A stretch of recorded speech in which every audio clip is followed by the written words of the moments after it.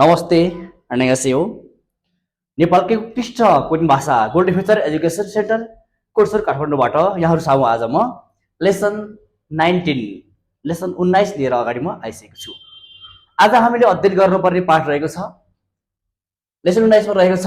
यसको छेमक शीर्षक रहेको छ योरी। योरी भनेको खाना। हामी खानाको सम्बन्धमा आज हामी अध्ययन गर्नेछौँ। यसका विभिन्न अवयवहरू र हामी विशेष गरी छङ्गो र मुनालाई विशेष प्रायोरिटी दिनेछौँ। यसभन्दा पछाडि फेरि हामी थेवा र अन्य ग्रामर पनि लिएर आउनेछौँ। आजको टपिक रहेको छ योरी सम्बन्धीको छङ्गो। हामी केही चाहिँ शब्दावली हेर्छौँ। त्यसभन्दा पछाडि हामी छङ्गो र मुनालाई अध्ययन गर्नेछौँ। देख्न सक्नुहुन्छ यहाँ चाहिँ उम्सेके मात त्यहाँ खानेकुराको स्वाद भनेको छ। खानेकुरा स्वाद विभिन्न हुने गर्छन्। अमिलो, पिरो, तितो, खल्लो अनि गुलियो भयो, यस्ता विभिन्न स्वाद हुने गर्छन्। यहाँ हामी हेर्न सक्छौँ। यहाँनिर मासी छोथा भनेको छ, स्वाद मिठो हुनु छ। मेप्ता भनेको पिरो हुनु रहेको छ। यसै गरी थाल्दा भनेको चाहिँ गुलियो हुनु हुने रहेको छ। अनि चादा भनेको चर्को हुनु। यसै गरी सिङ्गप्ता खल्लो हुनु, सुदा तितो हुनु, सिधा अमिलो हुनु अनि चाहिँ खोसो हादा भनेको चाहिँ यो चाहिँ स्वाद मिठो हुनु अथवा चाहिँ बास्ना चाहिँ मिठो आउनु भन्ने हुन्छ। यसै गरी हामी अर्को अवयमा हामी थोरै हेर्नेछौँ। नेक्स्ट अवय यहाँनिर छेर्यो सम्बन्धीको छ चाहिँ सामग्रीहरू छ। सामग्रीमा चाहिँ खोगी एन्ड सेक्सन भएको दिएको छ। यतापट्टि खोगी भनेको मासु, सेक्सन भनेको माछा, माछा मासुको बारेमा। सो खोगी गाईको मासु, थोजी खोगी भङ्गुरको मासु, था खोगी कुखुराको मासु, सेक्सन माछा, यसलाई मूल खोगी नि भन्न सकिन्छ। अब यतापट्टि छेर्यो सामग्रीहरूमा छ फा भनेको प्याज, याङफा पनि यतापट्टि अनियन पनि प्याज हो। यतापट्टि हरियो प्याज भयो भने यो चाहिँ गेडा प्याज हो यो चाहिँ। अनि मानुल लसुन थाङ्गुन भनेको गाजर। यता चाहिँ यो मसलाहरू छ। यहाँ चाहिँ याङनेम मसलालाई याङनेम भनिन्छ। याङनेम भनेको मसला छ। यहाँ चाहिँ सोगुम नुन, चल्थाङ चिनी, चाहिँ उछु भनेको चाहिँ यो पेपर अथवा चाहिँ मरिच भन्न सकिन्छ। अनि खान्जाङ भनेको चाहिँ यो सस, सोया ससको बारेमा दिएको छ। अब यसभन्दा लगत्तै हामी पछाडि चाहिँ अब यसको छङ्गो मुनाको बारेमा अध्ययन गर्नेछौँ। हेरौँ छङ्गो मुनामा के दिएको छ त। ओके, यहाँ भनेको छ थुक्पेर नाल मङ्सिस, जस्तै यो चाहिँ विशेष दिनमा खाने खाना। थुक्पेर नाल मङ्सिक विशेष दिनमा खाने खाना। त्यो थुक्पेल हान भनेको विशेष, नाल भनेको दिन, मङ्नु भनेको चाहिँ खाने, उम्सिक भनेको खाना, विशेष दिनमा खाइने खाना। जस्तै हामीले कोरियन कल्चर पढ्दै गर्दा हामीले आफ्नो कल्चर पनि बिर्सिनु हुँदैन। जस्तै हामी दसैँको बेलामा चाहिँ विशेष गरी मासु खाने चलन छ। यसै गरी तिहारको बेलामा फेरि हामी जस्तै मिठाई आइटमहरू भयो अनि चाहिँ सेलहरू भयो, फलफुलहरू खाने चलन हुन्छ अलिक बढी। यसै गरी जस्तै हाम्रो अब जनै पूर्णिमा भन्ने चाडमा हामी क्वाटीहरू खान्छौँ। अनि माघे सङ्क्रान्ति जस्ता चाहिँ हामी चाहिँ त्यो चाकुहरू विशेष गरी हामी खान्छौँ। हाम्रा पनि आफ्ना कल्चरहरू छन् भने कोरियनका पनि आफ्ना कल्चर छन्। हेरौँ कुन दिन के खाइन्छ त। यसमा केही सल्मेन गरेको छ। जस्तै यहाँ चाहिँ जन्मदिनमा चाहिँ केक खाने सँगसँगै यहाँ चाहिँ मेगु खाइन्छ भनेर यहाँ हामीले अध्ययन गर्न सक्छौँ। मेगु खाने कुरा हुन्छ। अनि यसै गरी फेरि अब अर्को साङ्गेथाङ छ। जस्तै गर्मीको बेलामा साङ्गेथाङ खाइन्छ भनेर यहाँ उल्लेख गरिएको छ। हामी यसको बारेमा सल्भे गर्छौँ, पढ्छौँ। अनि यसै गरी सल्लाह जस्तै नयाँ वर्षको दिन चाहिँ तक्कुक खाने चलन छ। यो कोरियन कल्चरमा हामीले यसको बारेमा हामी डिटेल अध्ययन गरेछौँ। ओके, अफरो फोसेओ।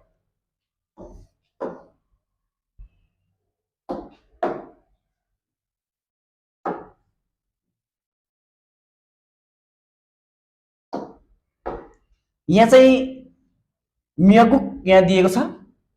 यो मियागुकको चित्र यहाँ देख्न सक्नुहुन्छ। यो चाहिँ सामुद्रिक सी फुड हो। यो जस्तै सी फुड सँगसँगै विभिन्न अन्य जस्तै मासु, माछा, अन्य जस्तै भिटामिन अथवा शक्तिवर्धक खानेकुराहरू हालेर बनाइने कुरा हो। खास गरी यो चाहिँ जस्तै सुत्केरीले चाहिँ बच्चा जन्माइसकेपछि शक्ति आओस् भनेर चाहिँ विभिन्न शक्तिवर्धक खानेकुरा अथवा भिटामिनहरू चाहिँ खाने चलन हो। यसलाई चाहिँ अब जस्तै आमाको योगदान अथवा आमाको गुणलाई सम्झेर जस्तै जन्मदिनमा पनि चाहिँ आफ्नो बर्थडे सेलिब्रेट गर्दै गर्दाखेरि बर्थडे सेलिब्रेट गर्ने मान्छेहरू पनि खाने चलन छ। हामी यसको बारेमा हामी अध्ययन गर्नेछौँ। ओके, थानु सारमदुरी कोरियन मान्छेहरूले थुक्पेर नारे मङ्नु उम्सिक केनुन मोसी सुल्कायो। कोरियन मान्छेहरूले थुक्पेर नालको विशेष दिनमा चाहिँ मङ्नु उम्सिक केनुन खानेकुरामा चाहिँ मोसी सुल्कायो। के छ होला त, के छ अथवा के होला त भनेको छ, प्रश्न गरेको छ। फेरि यसै गरी आन्सर यही सँगसँगै आन्सर दिएको छ।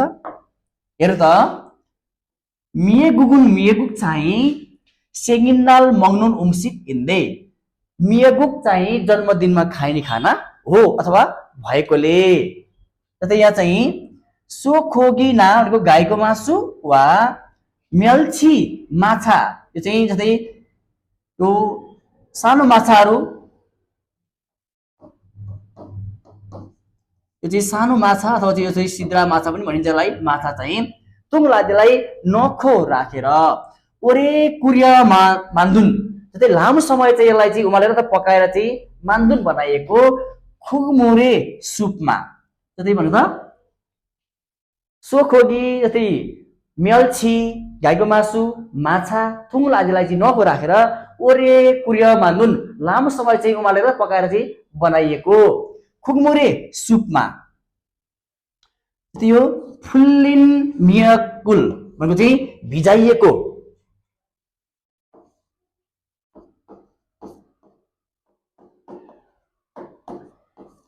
भिजाएको चाहिँ जस्तै मियगलाई चाहिँ नखो राखेर चाहिँ हामीले चाहिँ सामुद्रिक जस्तै यो मियग चाहिँ अलि साह्रो भइसकेको हुन्छ, यसलाई चाहिँ फेरि केही समय पानीमा राखेर यसलाई चाहिँ भिजाएर चाहिँ यसलाई चाहिँ हामीले अलि सफ्ट बनाउने कुरा हुन्छ। यसले भनेको फुल्लिन मियगुल नखो, त्यो भिजाएको चाहिँ मियगलाई चाहिँ राखेर कुरिन खुकिमिदा भनेको चाहिँ उमालिएको सुप हो। यहाँले फेरि बुझ्न सक्नुहुन्छ। जस्तै मियगुकुन चाहिँ सेगिनलाल मङ्नु उम्सिकिन्दे जन्मदिनमा खाइने खाना हो। सोखो गिना गाईको मासु, मेल्छी माछा आदिलाई चाहिँ राखेर ओरे कुरिया मान्दुन लामो समय चाहिँ उमालेर चाहिँ बनाइएको खुकमुरे सुपमा फुल्लिन मियगलाई, त्यो भिजाएको मियगलाई चाहिँ नखो राखेर कुरिन उमालेको खुकिमिदा सुप हो। मियगुगुन मियगिक चाहिँ उल्ले वास्तवमा अथवा चाहिँ खास गरी भनेको मियगुक चाहिँ वास्तवमा अमनिका आगिरुल नाहुन हुए भनेको चाहिँ आमाले बच्चालाई नाहुन हुए भनेको जन्म दिएपछि, मियगुक चाहिँ वास्तवमा आमाले बच्चालाई जन्म दिएपछि मङ्नुन खाने उम्सिक इम्दा खाना हो। यसले के छ त, खास गरी मियगुक चाहिँ खास गरी अमनिका आमाले आगिरुल नाहुन हु बच्चा जन्माएपछि मङ्नुन उम्सिक इम्दा खाने खाना हो। खुरेछ त्यसैले सेङ्गिरे मियागुगुल मङ्नुन गसुन, जन्मदिनमा मियगुक खानेकुरा चाहिँ त्यही त गसु चाहिँ अमनी उई आमाको हो। त्यही त नाजुसिन अमनी उई जन्म दिनुभएको आमाको उन्हे भनिन्छ। उन्हे भनेको चाहिँ योगदान, गुण, योगदान, आमाको योगदान अथवा चाहिँ आमाको चाहिँ गुण, आमाको योगदानलाई चाहिँ खिया खाको सम्झना गरेर खाम्सा हान्दानुन उइमिरुल धन्यवाद भन्ने अर्थको रूपमा चाहिँ खाजीको सिममा लिएको हुन्छ। भनेको मतलब चाहिँ यतै मियगुक चाहिँ यतै नाजुसिन अमनी उइ जन्मदिन भएको आमाको उन्हेरुल गुणलाई चाहिँ खाम्सा जतै खिया खाको सम्झना गरेर खाम्सा हान्दानुन धन्यवाद भनिने उइमिरुल खाजीको सिममा अर्थ दिएको हुन्छ। भनेको मतलब चाहिँ जब आमाले बच्चा जन्माएपछि चाहिँ मियगुक खाएर आफू चाहिँ शक्ति लिएको थियो, त्यसै गरी चाहिँ बर्थडेमा पनि मियगुक खाने चलन हुन्छ। किन भन्दा आमाको गुण अथवा आमाको योगदानलाई चाहिँ धन्यवाद आमा अथवा चाहिँ 10 धारा दुधको जस्तै भार चाहिँ भनेर आमाको योगदानलाई अथवा गुणलाई चाहिँ हामीले चाहिँ सम्झिने अथवा चाहिँ आमालाई धन्यवाद स्वरूपमा चाहिँ खाने अर्थ हुन्छ भनेर भनेको छ यसलाई चाहिँ। ओके,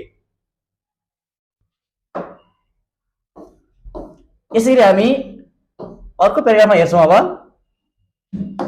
यो फोटोमा रहेको छ, यो साजिन रहेको छ, यो चाहिँ सामगेथान रहेको छ। यो चाहिँ सामगेथान यहाँ देख्न सक्नुहुन्छ, एकदम तातो भाँडोमा राखेको छ एकदम।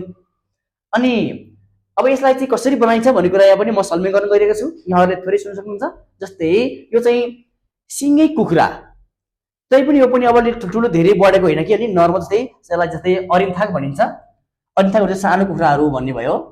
जस्तै अलि ठिक्कको कुखुरा जस्तै 1.5 केजीको 2 केजीको कुखुराहरूलाई चाहिँ यसको विभिन्न यो भित्री भागहरू विभिन्न फालिसकेपछि जस्तै यहाँ पनि हामीले जस्तै यहाँ चाहिँ यो जस्तै छापसाल, फाम, मानुल विभिन्न शक्तिवर्धक खानेकुराहरू यसमा चाहिँ हामीले राखेर अनि यसलाई चाहिँ जस्तै लामो समय पकाइसकेपछि चाहिँ यो गर्मीको दिनमा चाहिँ गर्मीले जित्ने भन्ने चलन भएर चाहिँ गर्मीको फोइनालमा अत्याधिक गर्मी भएको दिनमा चाहिँ कोरियामा खाने चलन छ। जस्तै विभिन्न कम्पनीहरूले चाहिँ गर्मीको लागि छुट्टी दिने अनि जस्तै हिउँदतिर जाने अनि यो फोइनाल खाने अथवा फोइनालको दिन चाहिँ सागदान खाने यो चलन रहेको छ। अनि कोरियामा गर्मीलाई अलि विशेष रूपले जस्तै अलि छुट्टै रूपले हेरिन्छ। चिसो हुने कन्ट्री भएको हुँदा चाहिँ चिसोभन्दा यिनीहरूले चाहिँ जस्तै गर्मीसँग अलिकति बढी डराउने कोरियनहरूको चलन छ। ओके, यही सबमा हामी केही कुरो अध्ययन गर्नेछौँ। सामगेथाङ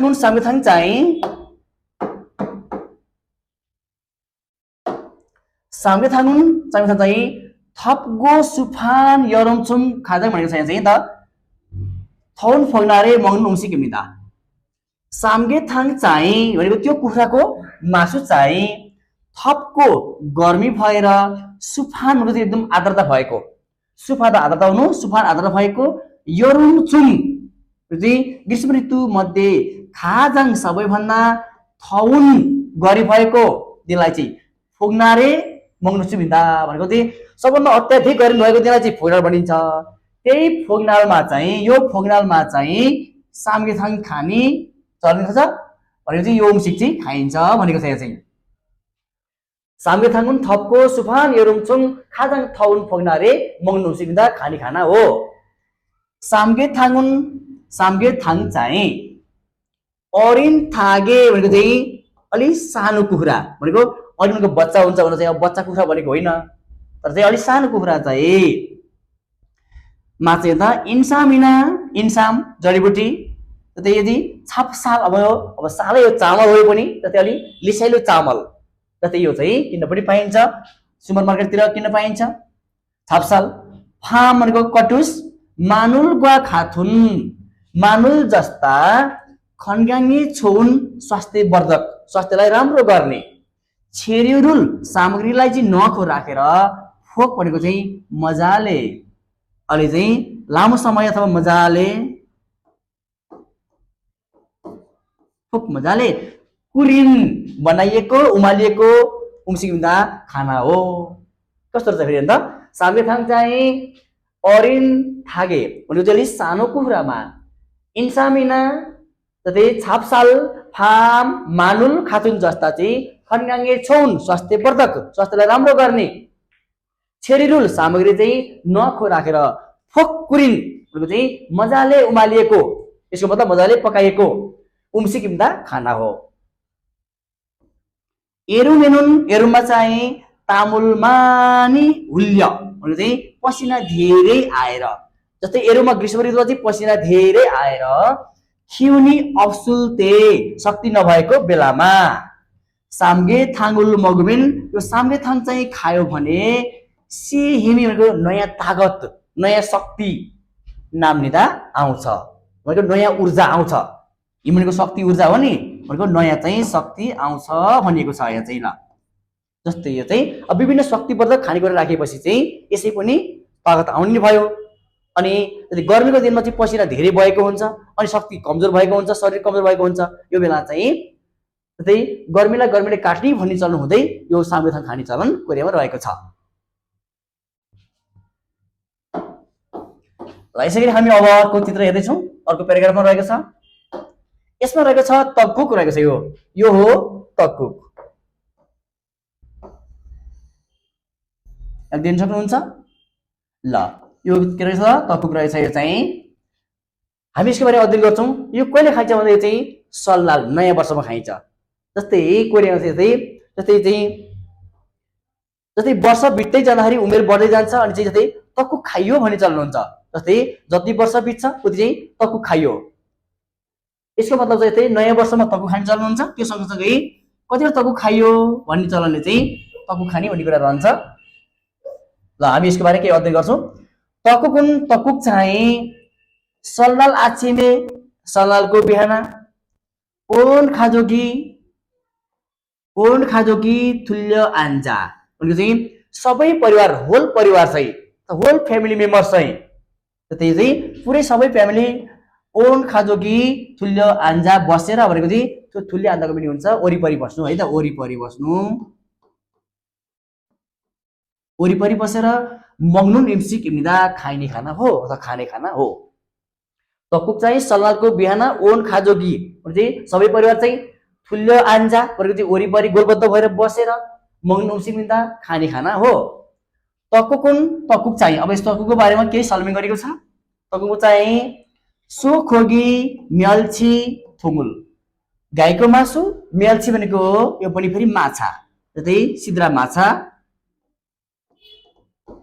माछा, थुमुल आदिलाई नको राखेर ओरे कुरिया भनेको चाहिँ लामो समयलाई पनि चाहिँ उबालेर पकाएर मान्दुन बनाइएको खुगमुरे सुपमा हुइन तगुल नको भनेको चाहिँ सेतो तुक जस्तै तकलाई चाहिँ तकलाई राखेर, तक भनेको चामलको पिठो हो भनेको चाहिँ अब चामल पनि सेतो पनि भइहाल्यो, होइन तक भनेको चाहिँ सेतो पिठो भनेको चामलको पिठोलाई चाहिँ राखेर कुरिन जस्तै त्यो चाहिँ उमालेपछि कुरिन थाउमै उमालेपछि खेरान छिदान इना जस्तै यो अन्डाको चाहिँ अब यो पातलो रोटी भन्ने हुन्छ हामीले यसलाई अम्लेट सम्झे हुन्छ, यसलाई अम्लेट